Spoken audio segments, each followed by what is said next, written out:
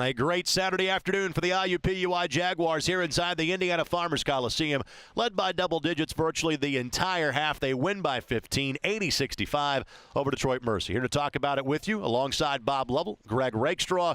And it's a Detroit Mercy team that was not at full strength today. Right. Antoine Davis, second leading scorer in the nation at 27 points a game, did not play because of a knee injury, and clearly it had an impact on today's game. Well, think about it. You lose 27 points. You lose your guy who can get you baskets when you need him to stop runs. He's a facilitator. He's someone, as you mentioned, one of the great scorers in the country, and you don't know it literally until pregame warmups. And so, that's a big loss to come back from on the road against a team that plays well at their place. Well, again, 96 threes on the season for Davis, but it did not mean the Detroit Mercy went away from shooting the three.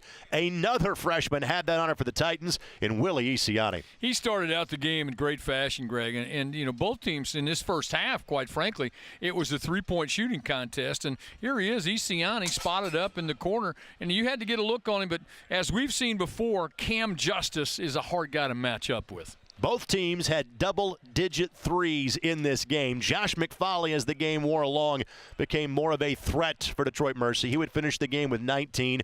Isiani, it was early and late that he was raining threes for the Titans. He really was in the second half, but I think basically the story in that second half is the three-point shooting of IUPUI. They go 6 of 9 from three in the second half.